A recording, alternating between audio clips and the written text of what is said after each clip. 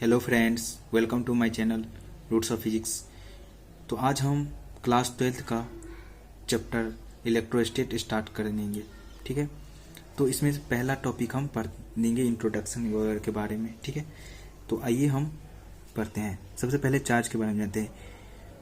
It is a branch of physics which deals with the electric charges which are in rest. मतलब कि इसमें जो हम deal करेंगे वो इलेक्ट्रिक चार्ज के बारे में डील करेंगे, कि चार्जेस के बारे में जानेंगे कि क्या होता है और वो चार्ज कैसा होगा, रेस्ट में होगा। जो रेस्ट में चार्ज होगा उसके बारे में हम पढ़ेंगे। देखिए, इलेक्ट्रोस्टैटिक का मतलब होता है, ये दो वर्ड से बनता है, एक इलेक्ट्रो और दूसरा जो वर्ड होता है वो स्टैटिक्स। इलेक्ट्रो का मतलब होता है चार्ज और स्टैटिक्स का मतलब होता है एट रेस्ट, यानी कि जो है चार्ज जो है क्या है, रेस्ट में है। ठीक है, तो उसको हम बोलेंगे क्या, electrostatics. Also we analysed the charge in motion, it is said to be dynamic. अगर वही चार्ज अगर मोशन में आ जाता है तो उसको हम क्या बोलेंगे, डायनामिक बोलेंगे। ठीक है, electrodynamic. It is study of forces between static charge, electrostatics field and potential due to static charge. यानी कि इसमें जो हम स्टडी करेंगे वो किसके बारे में, इलेक्ट्रोस्टैटिक चार्ज, इलेक्ट्रोस्टैटिक फील्ड और potential due to static charge. यानी कि पोटेंशियल क्या होगा स्टैटिक चार्ज के कारण, इलेक्ट्रिक चार्ज के कारण जो है ना इलेक्ट्रिक फील्ड क्या होगा, इलेक्ट्रोस्टैटिक फील्ड फोर्स क्या होगा, उसके बारे में हम क्या करेंगे, अध्ययन करेंगे, स्टडी करेंगे। Two kind of charges. Charge जो होता है ना वो दो तरह का होता है, एक होता है पॉजिटिव चार्जेस, एक होता है नेगेटिव चार्जेस। ठीक है, तो पॉजिटिव चार्ज हो गया, एक नेगेटिव चार्ज हो गया। अब यहाँ पे एक पॉइंट ये लिखा है कि like charges are repelled and unlike charges are attract. देखो, जो लाइक चार्ज होता है जैसे प्लस प्लस हो गया या फिर माइनस माइनस हो गया, तो ये प्लस प्लस क्या करेगा, एक दूसरे को रिपेल करेगा। ये जो माइनस माइनस है ये भी एक दूसरे को क्या करेगा, रिपेल करेगा। लेकिन प्लस और माइनस जो होगा वो एक दूसरे को क्या करेगा, अट्रैक्ट करेगा। जैसे यहाँ पे आप दिखा रहे हो, ये क्या है, ग्लास रॉड है और ये भी एक ग्लास रॉड है, तो ये दोनों पर प्लस प्लस चार्ज है, तो ये क्या कर रहा है, एक दूसरे को रिपेल कर रहा है। लेकिन यहाँ पे देखो, यहाँ पे क्या है, इबोनाइट रॉड है और ये भी इबोनाइट रॉड है, तो ये भी एक दूसरे को क्या है, माइनस माइनस चार्ज है तो रिपेल कर रहा है। लेकिन यहाँ पे आप देख रहे हैं कि एक पर प्लस और एक पर माइनस है, तो ये दोनों क्या कर रहा है, अट्रैक्ट कर रहा है एक दूसरे को। The substance which lose electrons को acquire a positive charges and the other which gain the electron को acquire and equal negative charges. जो सब्सटेंस इलेक्ट्रॉन को लूज करता है उस पर क्या आता है, पॉजिटिव चार्ज आता है। जो सब्सटेंस इलेक्ट्रॉन को गेन करता है उस पर क्या आता है, हमारा नेगेटिव चार्ज आता है। देखो, पॉजिटिव चार्ज वाला जो सब्सटेंस होता है वो होता है ग्लास रॉड, फर या इसी को हम बोलते हैं वुडन क्लॉथ या फिर ड्राई हेयर। हाँ, ये ड्राई हेयर हो गया। जो नेगेटिव चार्ज वाला जो होता है वो क्या होता है, सिल्क क्लॉथ होता है, इबोनाइट होता है, रबर रॉड होता है, उसके बाद प्लास्टिक सीट और कॉम्ब। ये सब जो होता है क्या होता है, इस पर नेगेटिव चार्ज आता है। यानी कि ये इलेक्ट्रॉन को क्या करता है, गेन करता है, और ये जो सब जो होता है वो इलेक्ट्रॉन को रिलीज करता है।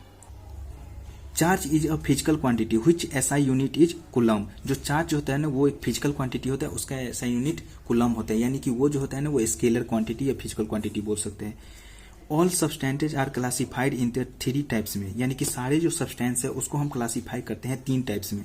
पहला जो होता है वो होता है कंडक्टर, दूसरा होता है इंसुलेटर, तीसरा होता है सेमी कंडक्टर। कंडक्टर क्या होता है, those substance which allow electricity to pass through them easily are called the conductor कहलाता है। जैसे एग्जाम्पल में ह्यूमन सॉल्ट सोल्यूशन, जो सब्सटेंस जो इलेक्ट्रिसिटी को आसानी से अपने से पास होने देता है उसको हम क्या बोलते हैं, कंडक्टर बोलते हैं। जैसे एग्जाम्पल में कंडक्टर का हो गया ह्यूमन, यानी कि जो मैन होता है, आदमी होता है उसका। जैसे सॉल्ट सोल्यूशन, जो पानी और नमक का जो सोल्यूशन होता है वो सब क्या करता है, इजिली क्या करता है, करंट को पास करने देता है, तो ये सब क्या कहलाएगा, कंडक्टर कहलाएगा।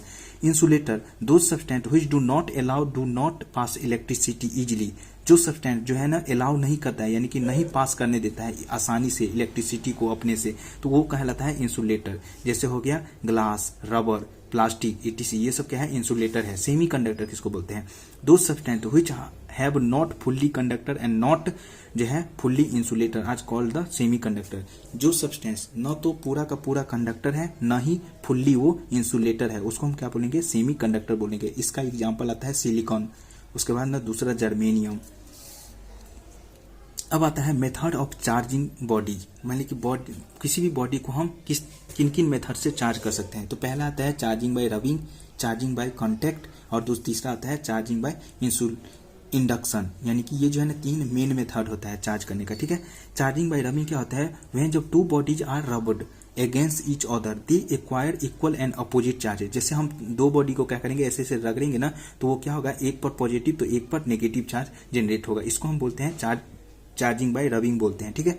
तो जो रब करके चार्ज करना बॉडी को, ठीक है। अब दूसरा क्या होता है ना, एक्चुअली ये इसमें होता क्या है ना कि चार्जिंग बाय रबिंग में कि बॉडी के अंदर जो होता है ना, क्या होता है, मेटल के अंदर जो होता है, कोई भी बॉडी के अंदर क्या होता है, एटम होता है, और एटम के सेल में क्या होता है, इलेक्ट्रॉन होता है। तो इलेक्ट्रॉन को जब हम रगड़ते हैं ना, तो उसके कारण क्या होता है, उसका टेम्परेचर इंक्रीज होता है, यानी कि थर्मल एनर्जी उसको मिलता है।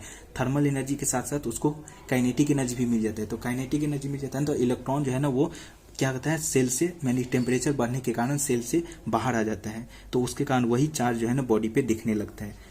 तो उसी को बोलते हैं चार्जिंग बाय रबिंग, ठीक है। और उसके दूसरा आता है चार्जिंग बाय कॉन्टैक्ट। चार्जिंग में व्हेन जब एक charge body are touched with an uncharge body से some of the charge are transferred from charge body to uncharge body. जैसे देखो, एक बॉडी मेरा क्या है, चार्ज है, ठीक है, और मतलब इस पर चार्ज है, और एक बॉडी अनचार्ज है, यानी कि न्यूट्रल है। जब हम इसको दोनों को कांटेक्ट में लाएंगे तो यहाँ पे अगर जो ज्यादा चार्ज है वो क्या होगा, इधर से इधर ट्रांसफर हो जाएगा जब हम इन दोनों को टच में करेंगे, ठीक है। तो ये जो चार्ज बॉडी का जो कुछ चार्ज है वो अनचार्ज बॉडी पे ट्रांसफर हो जाएगा, तो उसी को हम बोलते हैं चार्जिंग बाय कॉन्टैक्ट।